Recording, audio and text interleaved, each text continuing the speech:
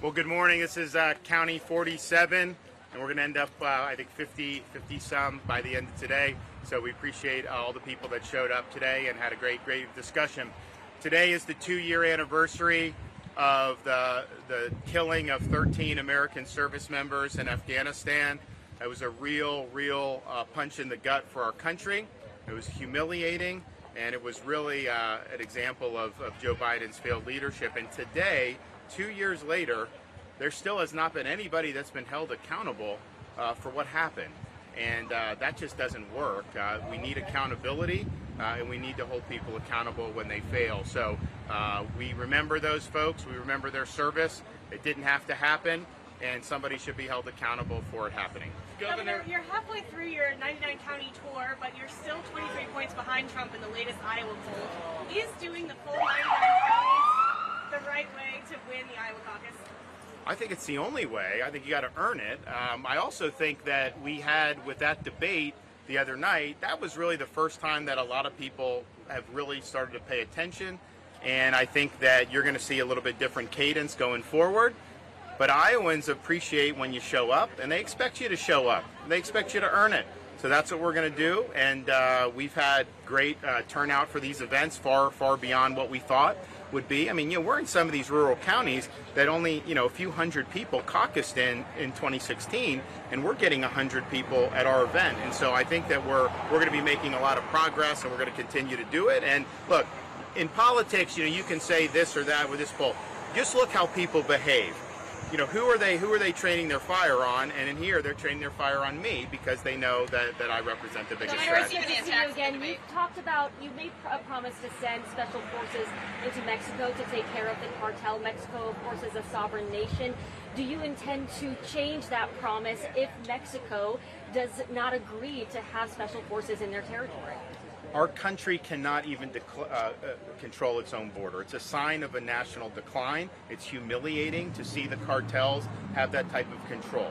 They are effectively invading our country and killing our people. As Commander-in-Chief, you not only have the right, you have the responsibility to defend our country. And so we will do that, and we will make sure to get the job done, and I will do it efficiently and effectively. But we are not going to sit here and allow tens of thousands of Americans to die because of fentanyl. They're putting it in candy. They're putting it in things like Xanax, and people are dying, and it is wrong, and it's got to stop. But to do it across the border of another nation is a different story. If they're they are invading our country, these cartels. And, the Mexican government, we've got a lot of leverage that we can use with them, but they are invading our country. They are human trafficking. They are sex trafficking into this country. They are bringing death and destruction to this country. And there's some people that say you just sit there and let it happen. That's obviously what Joe Biden's doing. I am not just going to sit there and let it happen. We are going to act.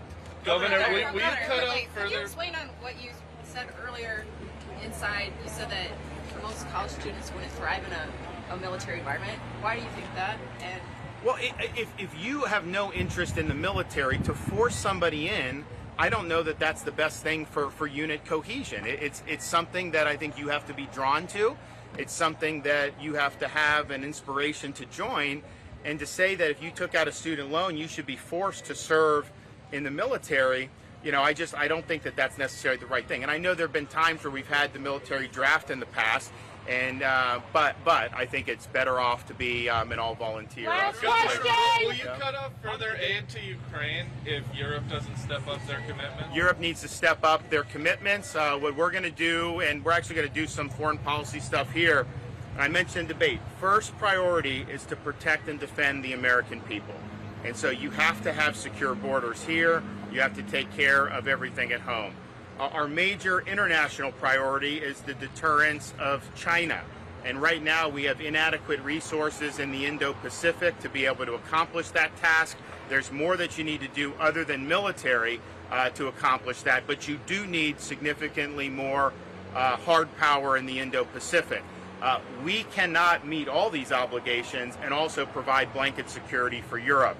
And so we obviously are going to be working with NATO, their allies, but those European countries need to meet their obligations, and we're going to use leverage to ensure that that's the case. All right, thanks guys. Thanks, guys.